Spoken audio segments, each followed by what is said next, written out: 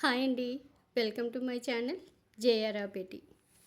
2026 start అయిన తర్వాత ఇదే నా ఫస్ట్ వీడియో అనుకుంటా నా ఛానల్‌లో అప్లోడ్ చేయడము. ఎందుకో ఈ ఇయర్ స్టార్ట్ అయిన దగ్గర నుంచి అసలు వీడియోస్ అప్లోడ్ చేద్దామంటే ఏవో ఒక ఇష్యూస్ వస్తూనే ఉన్నాయి. న్యూ ఇయర్ అవ్వగానే మా మదర్ కొంచెం సిక్ అయ్యారు. తనకి కొంచెం తగ్గేటప్పటికి ఇంక తర్వాత మేము ఊరెళ్ళి రావడం ఇది అంతా అయిపోయింది. ఆ తర్వాత ఒకదాని తర్వాత ఒకటి ఏదో ఒకటి వస్తూనే ఉంది. ఇంక వీడియోస్ తీయడం కూడా మానేశాను. ఇది కూడా శ్రీరామనవమి రోజు తీసిన వ్లాగ్ అన్నమాట. అయితే చాలా రోజులైపోయింది గదా! శ్రీరామనవమి అయ్యి, ఇంకా వీడియో అప్‌లోడ్ చేద్దామా? వద్దా? అని అనుకున్నాను. బట్ సరే ఏదైతే అది అయ్యింది. ఎలాగూ చాలా రోజుల గ్యాప్ తర్వాత చేస్తున్నాను కదా! సో, ఒక డివోషనల్ వ్లాగ్‌లా ఉంటది అని చెప్పేసి ఇది ఇంక అప్‌లోడ్ చేస్తున్నాననమాట. ఇంకా వ్లాగ్ స్టార్ట్ చేసే ముందు ఒకసారి చాలా రోజులైపోయింది గదా! నా మొక్కలన్నీ చూపించి అని చెప్పేసి గార్డెన్‌లో ఒకసారి మొక్కలన్నీ అలా తీశాననమాట.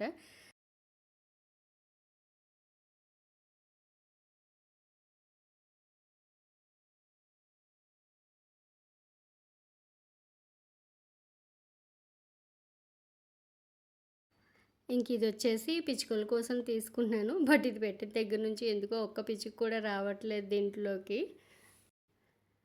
ఇంక పండగ ముందు రోజు నాకు కావాల్సినవన్నీ ముందు రోజే నానబెట్టుకున్నాను. ఇది గారెల కోసం మినప్పప్పు, ఇంకిదొచ్చేసి చలివిడి కోసం కొంచెం బియ్యం నానబెట్టాను. ఇదొచ్చేసి కొంచెం వడపప్పు కోసం పెసరపప్పు నానబెట్టాను. అండ్ అలాగే బెల్లం కూడా తురిమి పెట్టుకున్నానన్నమాట. అంటే పరమాన్నం చేద్దామని అనుకున్నాను. సో, దానికి కావాల్సినవి బియ్యము, కొంచెం సగ్గుబియ్యం వేసి అట్లా పక్కన పెట్టాను. ఏం చేయలేదు. నెక్స్ట్ డే మార్నింగ్ ఇవన్నీ ఇలా రెడీగా ఉంటే ఏంటంటే మనకి మార్నింగ్ చేసేటప్పుడు మన హరీబరీ అవన్నీ తీసుకోవాల్సిన పని ఉండదు. డ్రై ఫ్రూట్స్ పక్కన పెట్టుకున్నాను. బెల్లం తురిమేసి ఓ బాక్స్‌లో వేసుకున్నాను. నేను ఎంత పరమాన్నం చేద్దాం అనుకున్నా దానికి సరిపడా బియ్యము, ఇంకా కొంచెం సగ్గుబియ్యం ఒక బౌల్‌లో వేసి పెట్టుకున్నాను.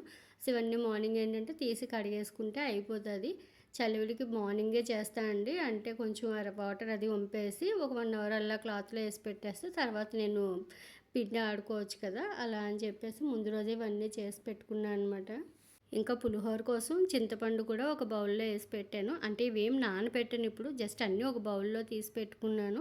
అండ్ మార్నింగ్ రైస్ వండడానికి కూడా ఒక గిన్నెలో రైస్ ఎంత కావాలో అంత రైస్ కూడా వేసుకొని పెట్టుకున్నా. మార్నింగ్ లేవంగానే ఇవన్నీ కడిగేసుకుంటే అయిపోతది. అంటే ఇవి ఇలా రెడీగా ఉంటే మనకి చాలా టైం సేవ్ అయితది. ఒకసారి ట్రై చేసి చూడండి ఎవరైనా. ఇదిగో ఇలా రైస్ కూడా నాకు ఎంత కావాలో అంత రైస్ ఇట్లా రైస్ కుక్కర్‌లో పెట్టుకున్నాను అనమాట. మార్నింగ్ లేవగానే కడిగేస్తాను. ఇంకా పూజ సామాన్లు కూడా అంటే పూజ సామాన్లు అంటే నేను ప్రసాదానికి నైవేద్యానికి వాడే గిన్నెలు, ఇంకా పరమాన్నం వండుకునే గిన్నె ఇవన్నీ కూడా నైటే క్లీన్ చేసి పెట్టేసుకున్నాను. పొద్దున్న లేవగానే ఇంక నాకేం ఉండదనమాట. ఇట్లా కిచెన్ కూడా అంతా నీట్‌గా క్లీన్ చేసి పెట్టుకున్నాను కాబట్టి మార్నింగ్ లేచేటప్పటికి అన్నీ నాకు రెడీగా గట్టు మీద ఉంటే ఇంక నాకు ఈ వర్క్ చాలా ఈజీ అవుతది. అండ్ మెయిన్ టైం చాలా సేవ్ అయితది. చూసారు కదా! ఇలా ఇవన్నీ క్లీన్ చేసి పెట్టుకున్నా అనమాట. ఇంక ఇది నెక్స్ట్ డే మార్నింగ్ లేవగానే ఫస్ట్ చలివిడి కోసం బియ్యం నైటే నానబెట్టి పెట్టాను కదా! అవి కడిగేసుకొని ఇట్లా ఒక స్ట్రైనర్‌లోకి తీసుకొని పక్కన పెట్టేసుకున్నా అనమాట. ఇంకా రైస్ కూడా కడిగేసుకొని రైస్ కుక్కర్ కూడా ఆన్ చేసేసాను. ఇంక ఈలోపు నేను వేరే పనులు చేసుకుంటాననమాట. ఇంకో పరమాన్నం కోసం గిన్నె కూడా ప్రిపేర్ చేసుకుంటున్నాను. ఎప్పుడైనా సరే నేను పూజల టైంలో ఇట్లా కొంచెం పసుపు రాసి బొట్టు పెట్టడం నాకు అలవాటండి. ఎప్పుడైనా సరే పరమాన్నం గానీ, సేమియా గానీ ఏం చేసినా పండుగ రోజు ఖచ్చితంగా ఆ గిన్నెకి ఇట్లా పసుపు రాసి బొట్టు పెడతాను. ఇలా చేయడం వల్ల మనకి ఖచ్చితంగా తెలియని ఒక ఫెస్టివల్ వైబ్ అయితే వస్తది ఖచ్చితంగాను. ఇంక నెక్స్ట్ దీంట్లోకి ఒక హాఫ్ లీటర్ మిల్క్ తీసుకున్నాను. ఇంక నేను మొత్తం ఇది రా మిల్క్ తోటే చేస్తున్నా అండి. వాటర్ ఏం మిక్స్ చేయట్లేదు. నాకు ఆల్మోస్ట్ ఒక 1 ½ ప్యాకెట్ మిల్క్ పడినాయి. ఫస్ట్ అయితే ఒక ప్యాకెట్ మిల్క్ వేసేసి పెట్టేసాను స్టవ్ మీద. ఇంకొక పక్కేమో మా అమ్మాయికి పాలు పెడుతున్నాను. దాని కాలేజ్ ఉందన్నమాట. ఇంక తర్వాత ఇక్కడొచ్చేసి ఇగో పాలు పొంగినాయి గదా! ఇప్పుడు ఇందులోకి రైసు ప్లస్ సగ్గుబియ్యం కడిగి పెట్టుకున్నాను మార్నింగ్ లేవగానే.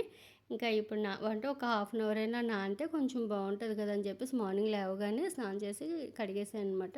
సో, ఇప్పుడు అయ్యే వేసుకుంటున్నాను. ఓ పక్క పరమాన్నం అవుతుంది. ఇంక ఇటుపక్క మా పాపకు పాలయిపోయాయి. ఇంక ఇటువైపు వచ్చేసి ఇది పులిహోర కోసం చింతపండు గుజ్జు తీసి అది మగ్గిస్తున్నాననమాట. ఇక్కడ పరమాన్నానికి రైస్ ఉడికేలోపు పక్కన బెల్లం కూడా కొంచెం వాటర్ వేసి కరిగిస్తున్నాను అనమాట. అంటే బెల్లం వడకట్టాలి కదా! ఏమైనా నలకలు, దుమ్ము, తుక్కు అలాంటివి ఏమైనా ఉంటే పోతాయని చెప్పేసి కొంచెం వాటర్ వేసి కొంచెం సేపు కరిగిస్తున్నాను. అండ్ దీనివల్ల మనకి పరమాన్నంలో వేసినప్పుడు కూడా ఈజీ అయిపోతుంది. ఇంక ఇదొచ్చేసి మనకి చింతపండు గుజ్జు మగ్గిస్తున్నాను కదా పులిహోర కోసం. దాంట్లో కొంచెం పసుపు, కొంచెం చిన్న బెల్లం ముక్క కూడా వేసుకుంటా అండి నేను. సో అవి 2 కొంచెం దగ్గరికి అయిన తర్వాత దింపేస్తాను అనమాట. ఇదిగో ఇక్కడ బెల్లం కూడా కరిగిపోయింది కదా! దీన్ని ఇంకా స్ట్రైనర్‌లో వడకట్టేసి పరమాన్నంలో వేసేసుకోవడమే.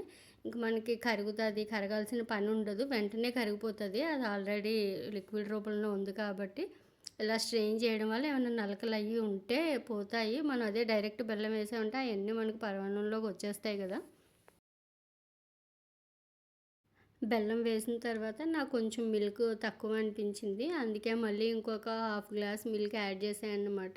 ఇలా లాస్ట్‌లో కొంచెం మిల్క్ యాడ్ చేయడం వల్ల ఏంటంటే, అది చల్లగా అయిన తర్వాత కూడా మనకి గట్టిపడకుండా అలాగే ఉంటదనమాట. అంటే ఇంత లిక్విడ్‌గా ఉండదు. చల్లగా అయిన తర్వాత కొంచెం ఆబ్వియస్‌లీ గట్టిగా అవుతది కదా! కానీ మరీ గట్టిగా అయితే అయిపోదు. తినడానికి బావుంటది. అండ్ ఇంక ఈ పక్కనొచ్చేసి మనం డ్రై ఫ్రూట్స్ అన్నీ ఫ్రై చేసుకొని ఇంక అందులో కలిపేస్తున్నాను. ఇంక ఈ డ్రై ఫ్రూట్స్ కలిపేస్తే ఇంక నాకు పరమాన్నం రెడీ అయిపోయినట్టే అనమాట.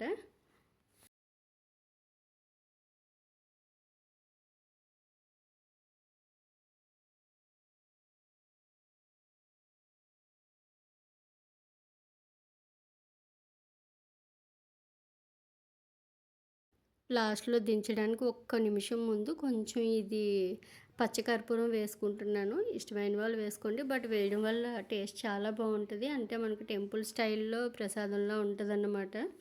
ఇంకిక్కడ పొటాటోస్ కుక్కర్‌లో పెట్టేసి స్టవ్ మీద పెట్టేసాను. ఆలు కర్రీ చేద్దామని చెప్పేసి పొటాటోస్ బాయిల్ చేస్తున్నా అనమాట. ఇంకిక్కడ పులిహోర కలుపుతున్నా అనమాట. కొంచెమే చేస్తున్నా అండి. మరీ ఎక్కువైతే కాదు. ఇందాక మగ్గించుకున్న అది ఉంది కదా! చింతపండు గుజ్జు అదంతా ఇందులో వేసేసి కలుపుతున్నాను. దీని తర్వాత మనం పక్కన పోపేసుకొని అది కూడా ఇందులో మిక్స్ చేసుకుంటే పులిహోర రెడీ అయిపోతది. ఇక దానికోసం నేను పక్కన ఒక కడాయి పెట్టుకొని దాంట్లో ఇదిగో పల్లీలు, మనకు పోపు సామాన్లు అన్నీ ఉంటాయి కదా! అవన్నీ వేసుకొని పోపు వేసుకోవడమే. లాస్ట్‌లో కొంచెం ఇంగువ కూడా వేసుకొని దాన్ని ఇందులో కలిపేస్తే మనకు పులిహోర కూడా రెడీ అయిపోతది.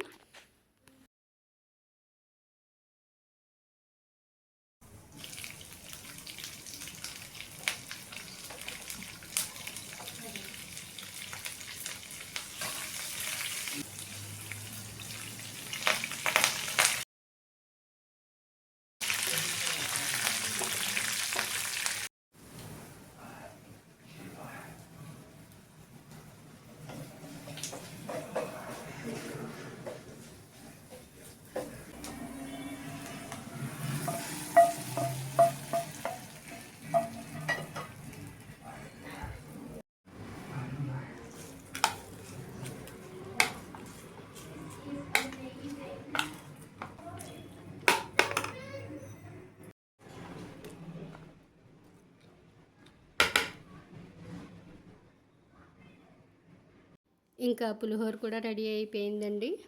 ఇక్కడ ఆలు కర్రీ చేస్తున్నాను అన్నమాట. ఆలు కర్రీ కోసం ఒక కడాయి పెట్టుకొని దాంట్లో ఆయిల్ పోసుకున్నాను. పోపు సామాన్లన్నీ వేసుకుంటాము. మినపప్పు, ఆవాలు, జీలకర్ర, ఎండుమిర్చి ఇవన్నీ వేసుకొని పోపు వేసుకొని దాంట్లో అవి బాయిల్డ్ పొటాటోస్ పీల్ చేసేసి వేసుకోవడమే అన్నమాట. కొంచెం ఆనియన్స్, పచ్చిమిర్చి, అల్లం ఇవన్నీ వేసుకొని మనం బాగా మగ్గిన తర్వాత పొటాటో కూడా వేసుకుంటాం. ఇది చాలా సింపుల్‌గా అయిపోతది. పులిహోర చేసినప్పుడు నేను మోస్ట్లీ ఇట్లా బంగాళాదుంప ఫ్రై కానీ లేదంటే కర్రీ అయినా చేస్తాను. ఆ కాంబినేషన్ బావుంటదండి. మా ఇంట్లో పులిహోర విత్ ఆలు కుర్మా చాలా బాగా తింటారు.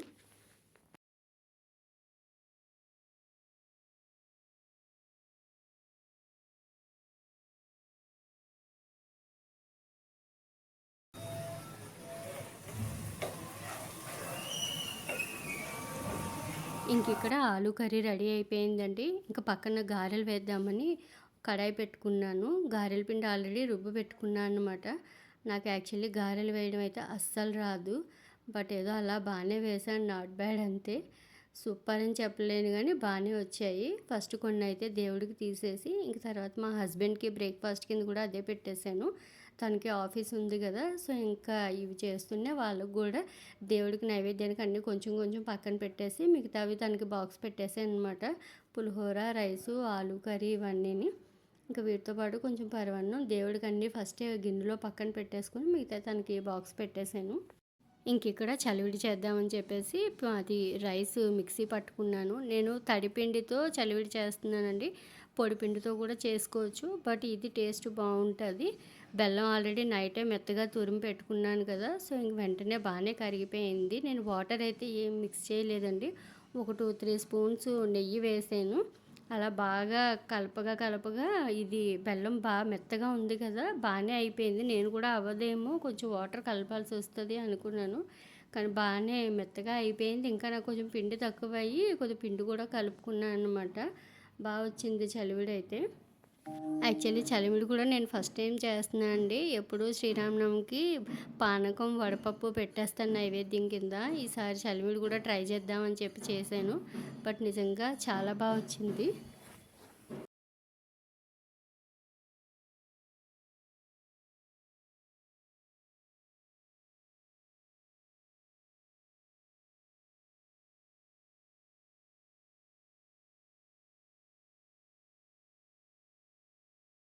చూసారు కదా చలివిడి ఎంత బాగా వచ్చిందో.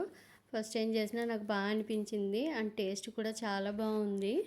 ఇంక ఇక్కడ పానకం కలుపుతున్నా అన్నమాట. మా హస్బెండ్కి పానకం అంటే కొంచెం ఇష్టం బాగా, అందుకే కొంచెం ఎక్కువే కలుపుతున్నాను. గిన్నె నిండా నీళ్ళు తీసుకొని ఇంక బెల్లం కలుపుకున్నాను.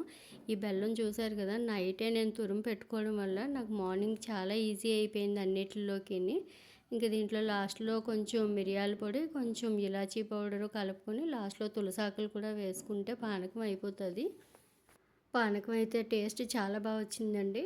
ఇంకా నెక్స్ట్ వచ్చేసి వడపప్పు, కొంచెం చిన్న బెల్లం ముక్క పెట్టాను. దీంతో ఇంకా నైవేద్యాలన్నీ అయిపోయాయి. నేను అనుకున్నట్టు 6 అయిపోయినాయి అనమాట. అంటే మనం శ్రీరామనవమికి ఖచ్చితంగా చేయాల్సింది పానకము, వడపప్పు, చలిమిడి 3. వీటితో పాటు నేను ఎక్స్ట్రా చేసింది పరవన్నము, పులిహోర, గారెలు అన్నమాట. ఇంక ఇలా అయితే నేను సింపుల్గా చేసుకున్నాను. ఇంక అన్నీ ఇలా పనులన్నీ అయిపోయిన తర్వాత పూజ చేసే టైంకి ఏమైందంటే వీడియో తీయలేకపోయానండి. ఎందుకంటే ఆ టైంలో మాకు కొంచెం గెస్టులు వచ్చారు. మా రిలేటివ్స్ వాళ్ళ అబ్బాయికి మ్యారేజ్ అయితే ఇన్విటేషన్ కార్డు ఇవ్వడానికి వచ్చారనమాట. సో ఇంకా ఆ టైంలో పూజ వీడియో తీయడం అది కుదరదు కదా, ఇంక అందుకే నేను ఆ టైంలో వీడియో ఏం తీయలేదు. వాళ్ళు వెళ్ళిపోయిన తర్వాత ఇలా చిన్న షార్ట్లా తీసాను అనమాట. దాన్నే ఇలా ఇక్కడ పెట్టాను. నైవేద్యాలు ఇలా పెట్టుకొని రాముడిని, నా దగ్గర అది రామ పరివారది చిన్న విగ్రహం ఉందన్నమాట. నేను అది చిలుకూరులో తీసుకున్నాను. ఇంకా అదే ఇలా పెట్టుకొని సింపుల్గా చేసేసుకున్నాను. కాకపోతే కొంచెం హడావిడి అయింది పూజ టైంలో వాళ్ళు రావడం వల్ల. నేనైతే ఇలా సింపుల్గా చేసుకున్నానండి. మీరందరూ కూడా బాగా జరుపుకున్నారని అనుకుంటున్నాను. ఇదండి ఇవాల్టి వీడియో. మీకు కనుక నచ్చినట్లయితే లైక్ చేసి, షేర్ చేసి ఛానల్ని సబ్స్క్రైబ్ చేసుకోండి.